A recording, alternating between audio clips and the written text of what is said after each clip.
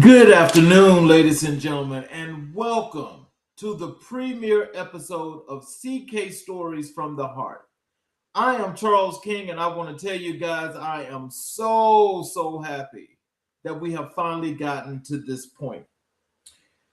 What I want to say to you is, to all of you beautiful people out there, is I want to welcome you to the very first episode of CK Stories from the Heart.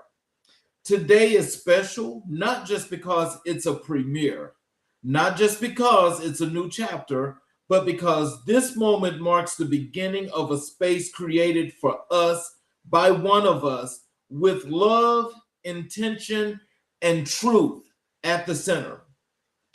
Before we go any further, I want every future guest, every viewer, every person listening right now to hear me clearly.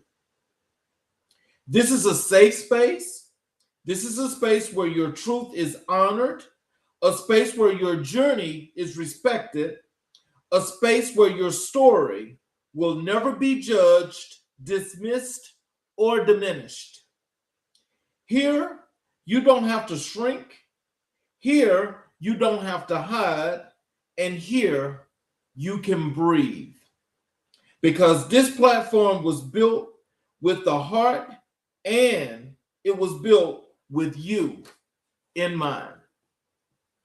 So as we get into this, I want to tell you guys once again, I am so happy that we have finally gotten to this point. It took some time to get here, but we are here now. And we are here because your lives and your stories matter, and you having the opportunity to voice how you're feeling and those things that happen to you, they really do matter. So I want to make sure that you guys understand that the authenticity will always be what it is, and it's exactly what we do. Now, I want to start with a few things that I like to discuss with you guys to get these things out, because again, this premiere means more to me than you guys can ever imagine. First of all, your story is bigger than your struggle. We all carry chapters. We don't talk about the pain, the healing, the lessons, the love we fought for, the love we lost, the love we're still learning to give ourselves. But your story is not just what hurt you. Your story is what shaped you, and someone out there needs to hear it. So, what I want you guys to know is that when you're here telling your story, we more than embrace your story. I want you to make sure that it's not just the heartfelt, and it has not to be anything that has to be so dramatic or so sad that it makes you feel bad. But if that's what you decide that you want to talk about, and you want to talk about how you're feeling, that is honored here. And this is for each and every individual. Your story matters. And I want to make sure that as you come here and you do that, that you will more than feel honored, but you will feel safe. And we are a community of lived experience, not perfection. In our LGBTQ plus and Black LGBTQ plus communities, we've been taught to survive, to be strong, to keep things quiet. But here, we're rewriting that. We're choosing connection over silence. We're choosing vulnerability over fear.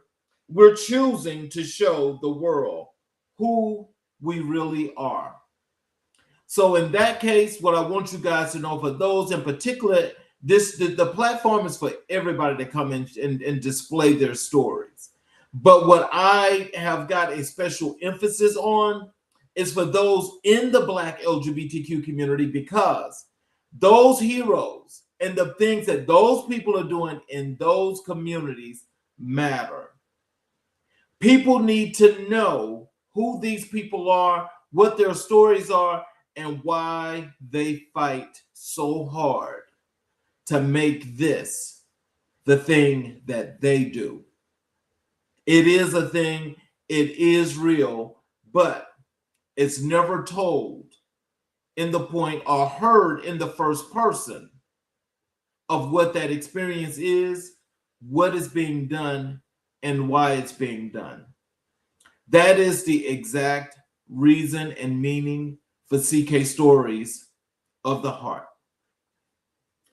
Your voice has power, and this platform amplifies it. Whether you're a couple who has weathered storms together or a single person who has walked through fire and come out wiser, your voice matters, your truth matters, your journey matters, and this platform exists to make sure it's heard. You got that right. We're definitely here to amplify your voice so people know that, yes, you have more than just meaning, but you have purpose. And these are the things that people need to have the opportunity to know. So, what I want to go into next is I want to tell you guys as to why this platform was created from my personal perspective and why I created this platform. But also, I want to give you guys one of the stories, something that has transpired in my life, which gave me meaning and purpose to help me to be strong enough to create this platform. So let me tell you guys why I created this platform. So I created CK Stories from the Heart because I know what it feels like to carry stories that never had a home. I know what it feels like to want to be seen, truly seen, without judgment, without shame, without fear. I created this space because our community deserves a place where our love is celebrated, not questioned, where our relationships are honored, not hidden, where our experiences, the joyful ones, the painful ones, the complicated ones, are treated with dignity. This platform is my love letter to the community that shaped me. It's my way of saying your matter, that you matter, your story matters, and you don't have to walk alone. I built this because I believe in the healing power of storytelling. I believe in the strength of our voices. And I believe that when we share our truth, we give someone else permission to step into theirs. So whether you're a couple ready to share your love story or a single person ready to share your journey, this is your home. This is your stage. This is your moment. So the initial story that I like to tell you guys that helped me to be strong enough to create this platform, I will tell you, is it goes back to the year of 1995. In 1995, I was a veteran in the United States Navy. Being a veteran in the United States Navy was one of the best things that could have ever happened to me because it helped to make me more expandable, make me a better person to learn other people, learn how to connect with other people, and learn how to be a better me. Now, I've always been one of those people that I can say, has done some things that would make me a better person from an academic perspective, from a moral perspective, and from a perspective of just wanting to show that what the way I was reared are the things that would help me to be a whole lot better. I joined the Navy June 4th, 1986. When I joined the Navy, I will tell you, I had the faintest idea of what the military was about. Scout's honor. I had the faintest idea. Didn't have no clue. And I will tell you, it's a moment that I can laugh about, but also it's one that, some would probably say is pretty sad. That is, by not knowing, when I signed the papers to join the Navy, I had no idea as to what boot camp would look like and all of the qualifications that were before me. So I can tell you that it was a make or break moment. When it was time for me to leave and head to Orlando, Florida on June 4th, 1986, the recruiter comes to pick me up from my grandmother's house. And so I'll just give you a little backstory on this because this is the humorous part. Like I said, I had no idea what I was doing or where I was going and what was before me. I packed a bag as though if I was going on vacation. And in packing that bag, had extra clothes, had extra shoes, just thinking like, this was going to be one of those very, very moments that, I just get to like just live out life and just be happy. I'm laughing because for me, this is a humiliating story to tell, but it's one that built strength in me because when I got to boot camp, this is the old regime of the military, and I went there to the military. I went there with I had much longer hair. Yes, I had much longer hair. I mean, hair down to here.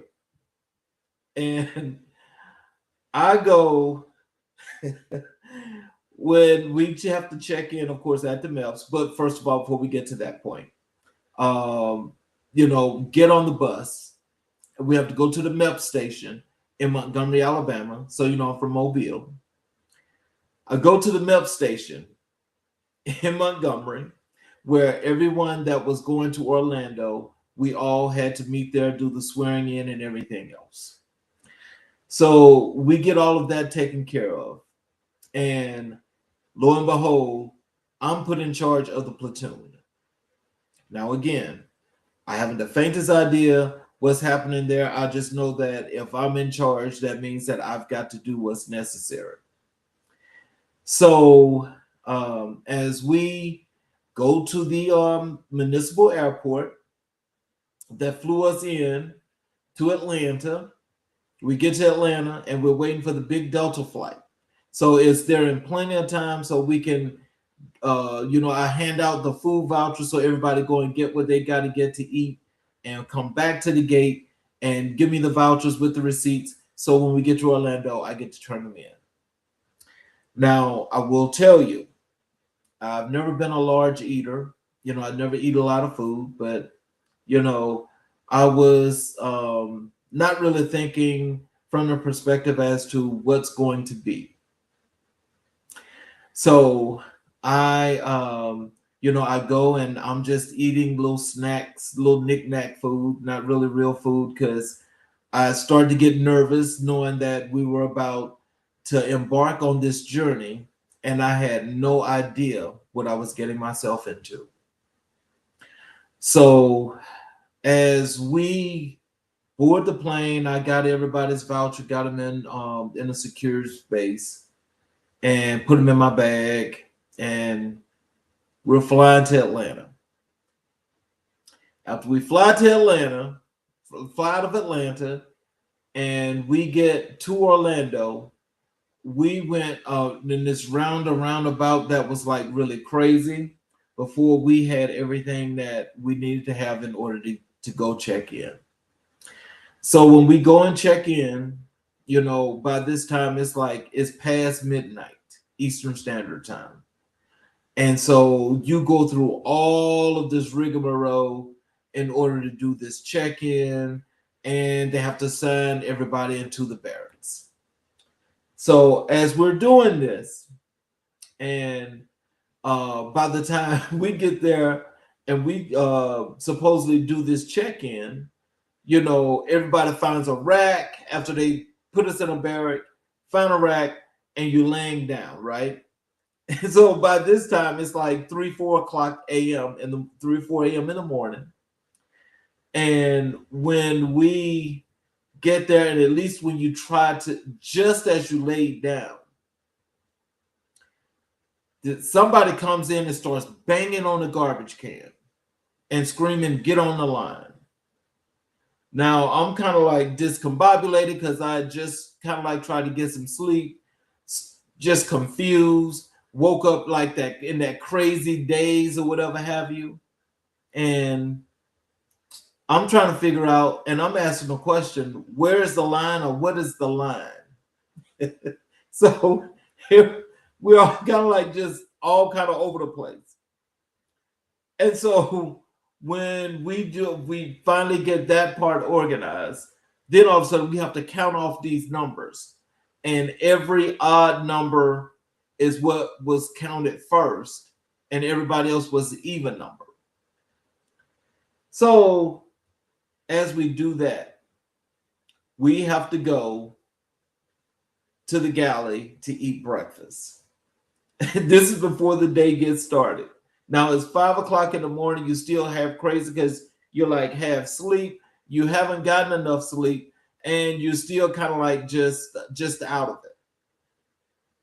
Now we're standing there, and they tell you, you got to be just like this in this line. And we're all lined up, and everybody has to have eaten by the time that last person has gotten his tray and have sat down to eat. Now, the food was definitely not something that I would write home about, because it was not good at all. And so I really didn't care to eat.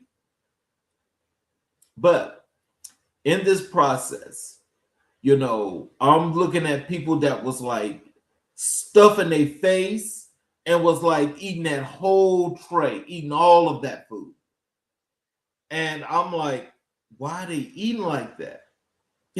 Still hadn't sunk in yet that this is about the urgency, the thinking that has to be done critically in order to make decisions, follow directions, and be the best that you can be.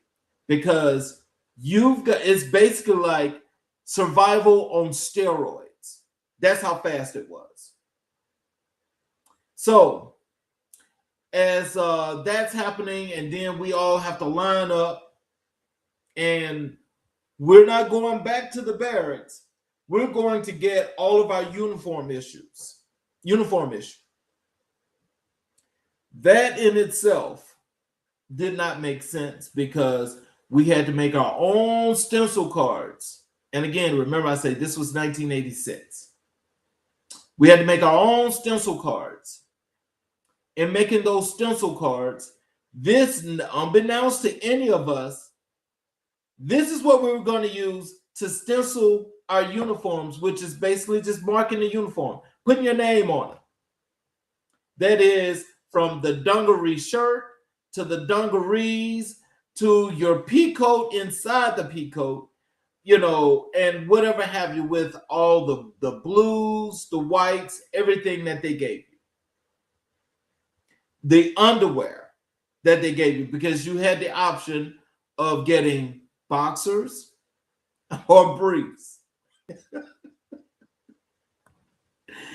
So as we do that, and we get situated, because I was stenciling that uniform, and I was half sleep, half crazy, half everything else. I mean, the stenciling was not that bad. It was enough to qualify, but it was messed up because I was sleepy. I was sleepy. Still not understanding what I was doing, where I was going, but what was going to transpire. But I did think about one thing that did snap into my head really quickly, and that is, I'm not failing. I'm not going to be sent home. That was the beginning of my journey, of my motivation to learn from a broader perspective, to be a part of something that was so structured that would help me not only in my discipline, but it would help me to be able to identify with people, and also to just want to be more of a people person, because I realized that this is looking like, if it's not done as a collaborative thing, that this is not going to work. So over that time, as we get into our barracks, and we're doing what we have to do, we got to do some educational part of what we had to do. We had all of this to do. So as the time go by, you just think about how this started to where now it looks like it's ready to end. It was a process that actually helped me to be a much stronger young man. It helped me. It really did. But it also helped me how to see people and how to identify people that fit the mode of what I felt comfortable with. That's what it helped me to do.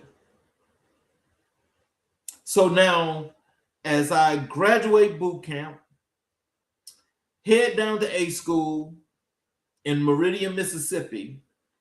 Now this is another time where it gets to where your discipline and your structure comes into play, because this is A school. So there ain't nobody standing over you telling you, oh, you got to make sure you got these modules complete, you got to pass these tests. You have to do this on your own. It's like independent study in a lot of college courses.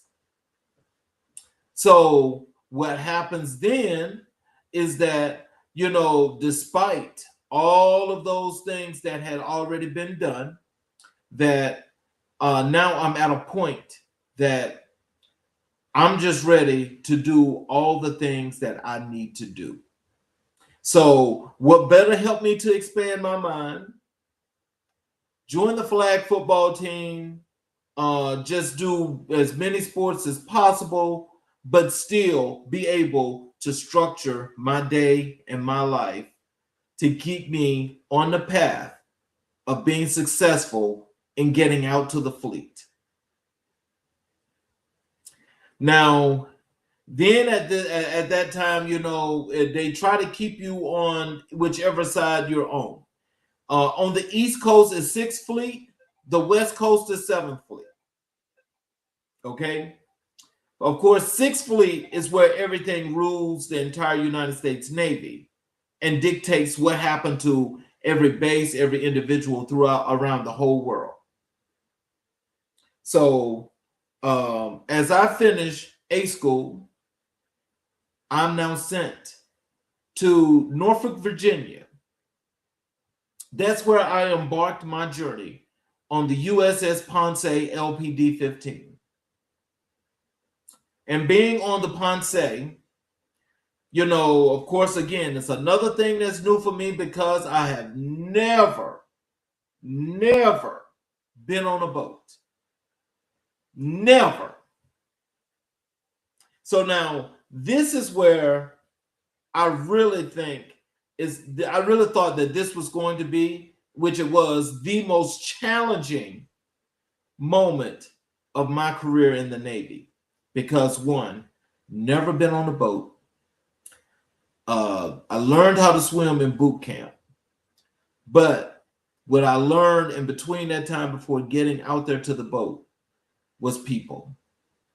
Now, I've never been one to shy away from new places, meeting people, and trying to be better.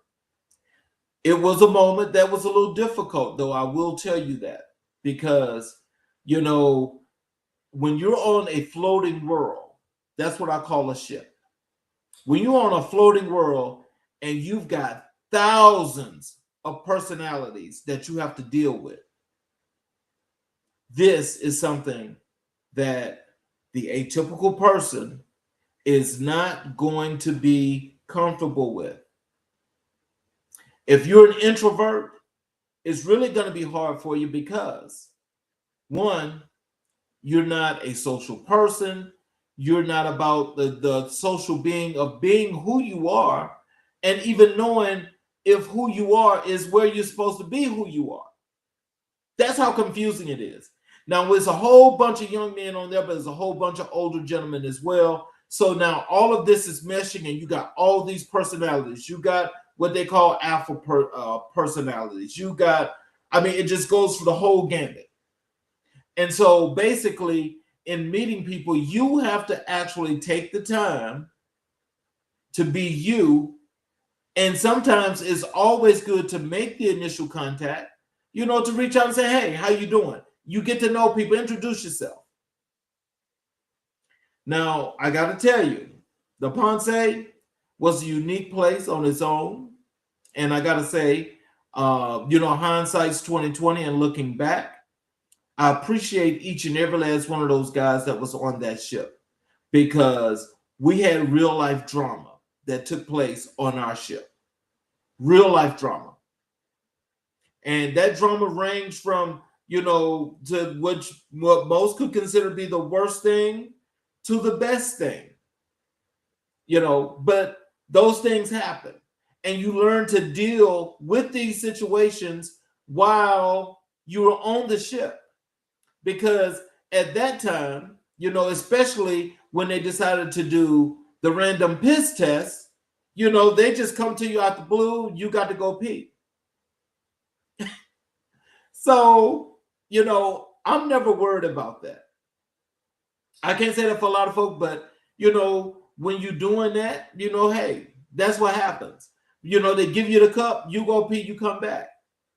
You know, I mean, you had things going on where you had some people that knew they had dirty pee, you know, but even in that process, we worked together and we helped each other. Notice what I said. We worked together and we helped each other. We don't know each other from a personal perspective. We didn't grow up together, but we learned in these friendships that were created because we had to work in this environment together, that this is what we did. These are the things that we did. I just want to create the situation so you can understand that environment compared to this environment was almost the same, but there's a lot of resemblance to what that looked like. You see, we were working together here on the ship. We were. Out here in today's world, we're not doing that. I learned this, and it's the thing that matters most to me today. And the reason why that matters to me is because I am truly my brother's keeper.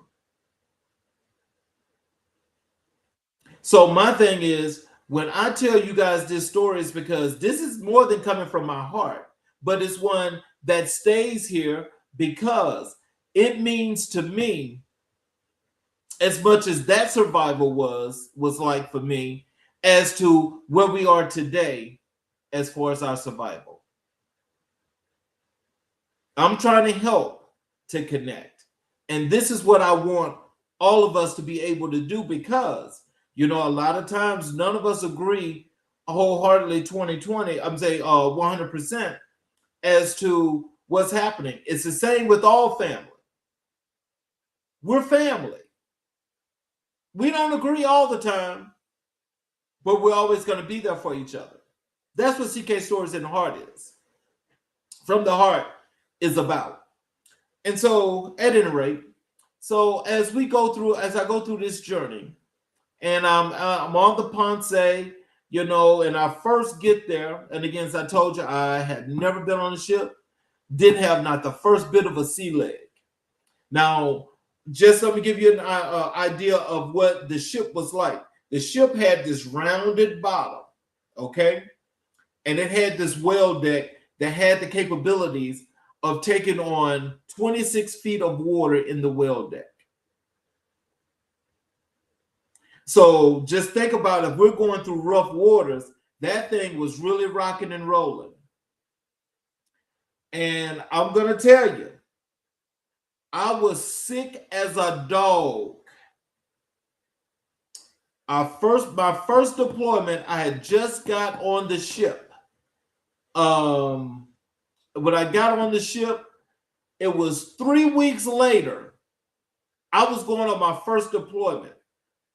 And I was going on that deployment because the ship that we replaced, the Shreveport, was broke deck. That's what they call it in the Navy. They were broke deck. They couldn't do the deployment. Our captain took that deployment for them. So in my first 4 years, I made 3 deployments in my first 4 years. So as we go on deployment, I'm really not ready for this because we go around down through North Carolina. We stop at Camp Lejeune to pick up the Marines. And so that's what we do in the Navy. We take the Marines and we drop them off where they need to go. So at any rate, we stopped off at Camp Lejeune. We picked the Marines up, and we were heading out there on the voyage. So we get out there. We ran through them rough seas. The rough seas made me sick. I could not do my work. I had to stay in the rack, sick as a dog, just throwing up. I mean, throwing up on every roll. It had got so bad that, I had got to like a 2-week point, of this happening, and I could not work in the office. It had got to the point that they were thinking about discharging me, but I was not going to let that happen. I was not going to quit. I was not going to give up, but it took some battling. That's the honest to God truth. That was a battle for me, but I made it through.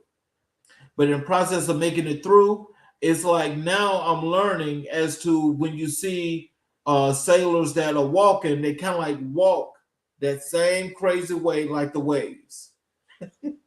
And so you get the understanding now what's happening. So now I'm adapted. I'm in. So as I'm in, this went off as, truly a maiden voyage for me. I make it through, and I get through to the end of my contract. Then we had contracts that were 4x4. So what I did is I extended and transferred to Jacksonville, Florida. When I get down to Jacksonville, Florida, I'm at the other end because it's 2 bases on the opposite ends in Jacksonville. You got PSD Cecil Field, and you had NAS Jax. NAS is Naval Air Station. We were the smaller version of that at Cecil Field. And so when I get down there, I get my first apartment off base. And I'm living on the west side, 103rd and Tamaquana in Jacksonville. And so while I'm living there, again, meet new people, a whole new journey. I actually am walking on land, no ship. And now is all administrative.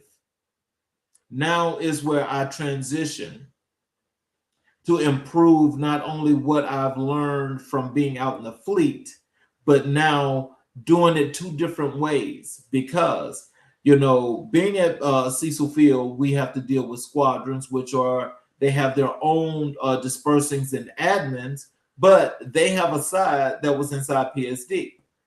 And so we still work in conjunction, with various things until the wonderful Gulf War kicked off and we had to activate reservists. At that time, I activated the reservists that came back for the first Gulf War. And I had to do that, and I did that work. Got a letter of commendation from the admiral, and all was well. So that is when it was a really quick situation. I got them in, and when they were getting ready to transition them out, I had to deactivate them. That was all done. So I was very happy about that. So in the process of being happy about that, it just showed me one thing. It showed me that when it comes down to what I have to do, I had to make sure that I was on top of what was going on. And so at this point, dealing with my family, before I actually came to Jacksonville, when I was getting ready to transfer, I was doing a lot to help my family. That includes my brother, which was the baby in the family.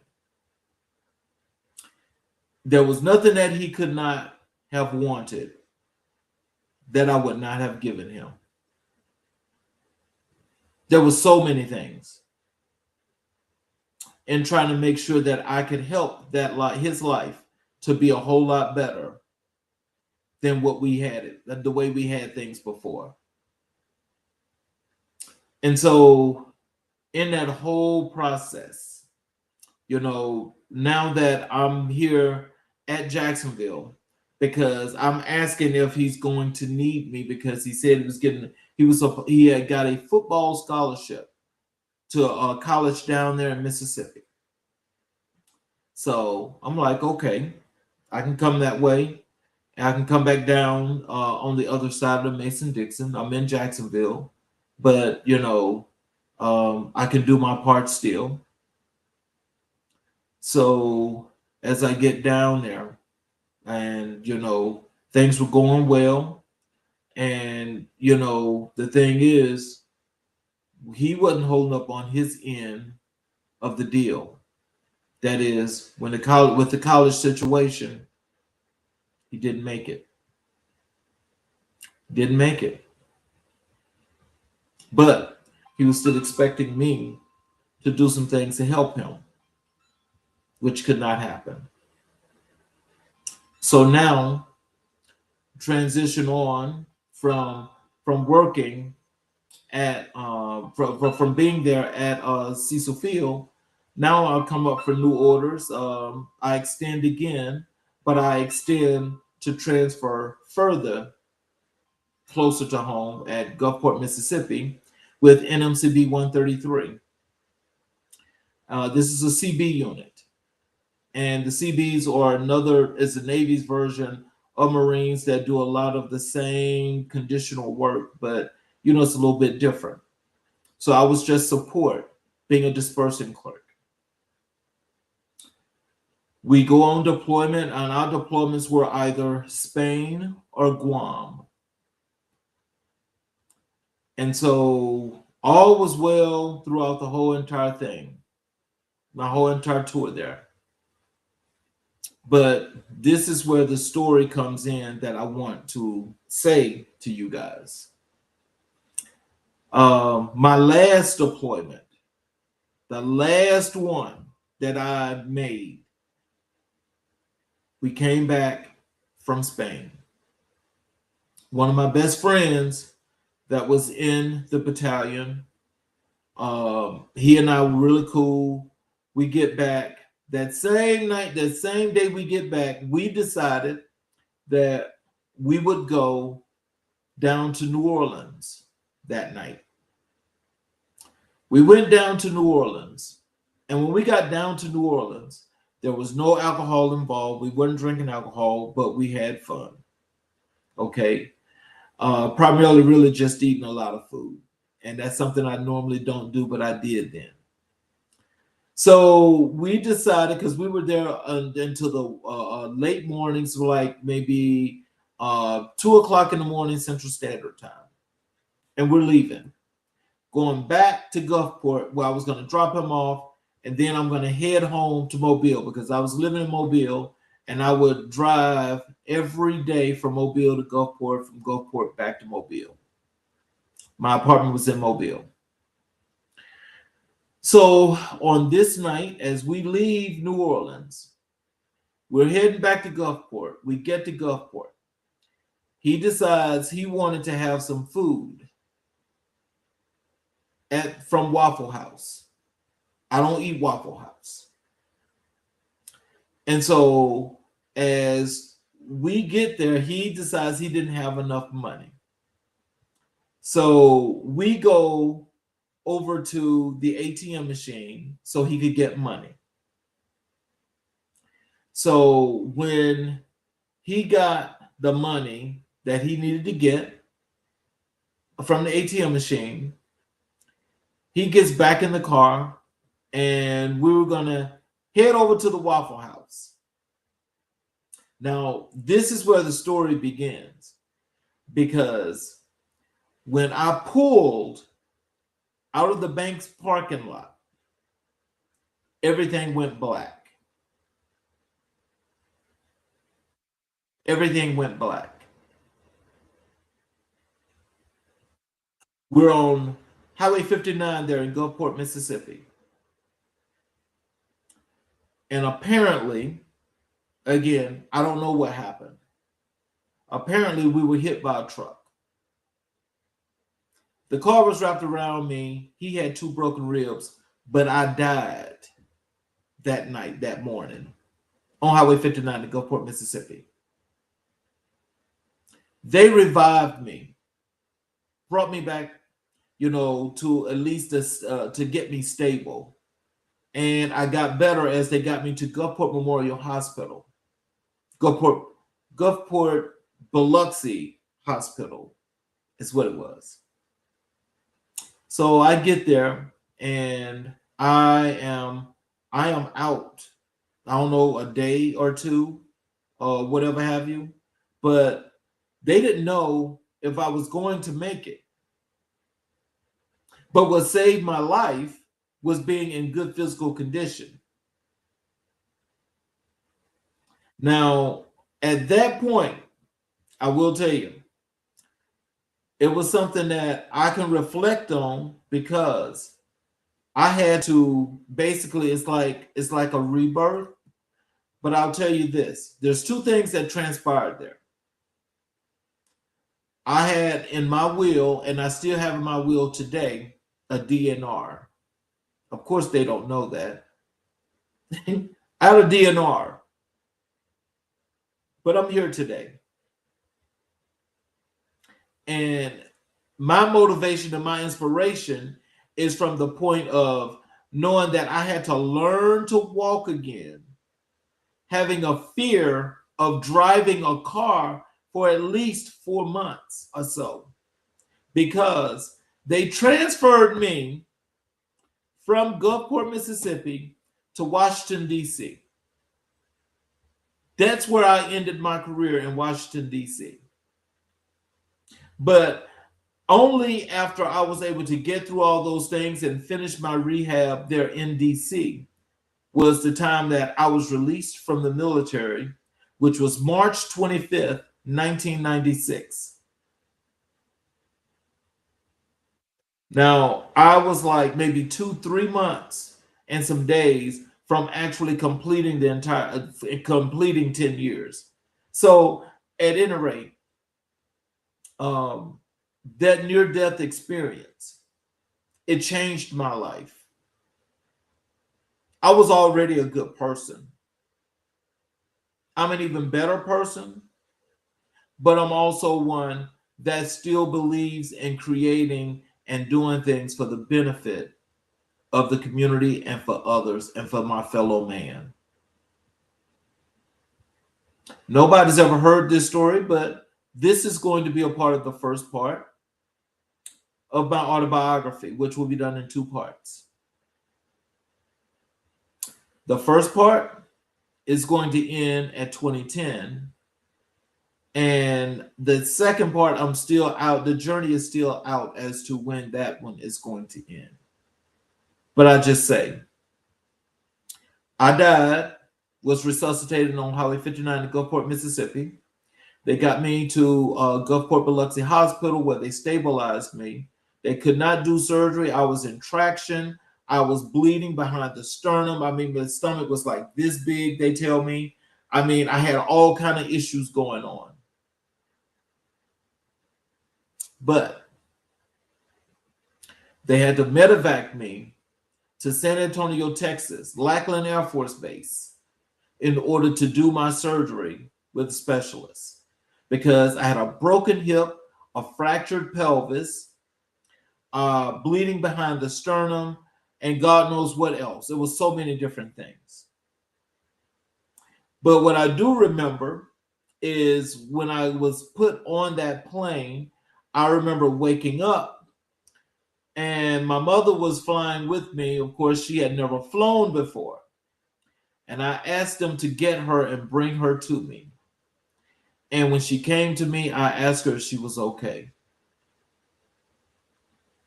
Still thinking about others, not me. But she made it through that flight. She stayed with me when I got out there to San Antonio. My vitals were still off for a while. I mean, a long time before they could even do the surgery. So they kept me stable, had my leg in traction, had all of these other things going on. I lost 2 inches in range off of my left leg. But I still overcame that. I still continue to play tennis and do everything that I did in my daily life. Nothing's going to inhibit an individual that does not plan to be inhibited. So, in other words, it's what I wanted, it's what I got. So, just in culmination, when I finally discharged from the Navy, I'm saying to you all that that was a point in time in my life that is more than just a reflection point, but it's a point that I had to come to grips with what happened, what transpired, but also what was the results of that for me? I'll put it like that. It made me a much better person, made me a much stronger person, but it also let you know that I had to stay resilient. I had to stay resilient because I was at a point to where I could have totally been broken and not been here today. But I am happy that I have went through an experience like that. Not that I would wish that that would happen. It was a good experience for me, but it was one that I can say that when you have that fire that burns, that fire is real. So as I reach out to each and every last one of you, I put the emphasis on those that are in the LGBTQ community, especially the Black LGBTQ plus community, because stories like this and many others, especially your love stories and things like that, it's important that you share those stories, because by sharing your story could impact so many other people. It really does matter. You are a person that people need to look to get a spark, to get a shine, because there's so many people masking as a part of the LGBTQ plus community that are continuously putting a negative light on it. Our job here, CK Stories from the Heart, is to make that light positive, to amplify that voice, and to grow all of these stories and these people in every underserved and marginalized community. So, as you hear this story that I just mentioned today, please, please, not only take heed to the story, but I just need you to understand how the effects of that still, sometimes there's some things that still transpire and bother me to this day. There's some things that bother me to this day, but I have to stay strong on that other side because quitting is not an option. But helping my fellow man means everything in the world to me. I can put my morality, I can put uh, knowledge base, I could anything about me, I can put it up against anyone else and I can pass the test, and move faster and stronger than credit that people can ever want to give me. I just want to thank you guys for listening because it's very important. And I would appreciate it for those of you that are interested in telling your story. Please contact me send me an email at ckstoriesfromtheheart@gmail.com and let's discuss the story that you like to tell. And we get you here to highlight and amplify your voice, your story, and inspire those that need to hear these stories. Let me give you my closing monologue and we will end the show. As we close today's premiere, I want to leave you with this. Your story is a gift, your truth is a light, and your journey, every twist, every triumph, every tear is worthy of being honored. CK Stories from the Heart is more than a show. It's a community, it's a movement, it's a reminder that we are powerful, we are resilient, and we are beautifully human. Thank you for being here. Thank you for showing up. And thank you for trusting me with your heart. This is only the beginning, and I cannot wait to share this journey with you. I'm your host, Charles King. You guys have a great rest of your Sunday afternoon and evening, and we will see you guys next Sunday here at CK Stories from the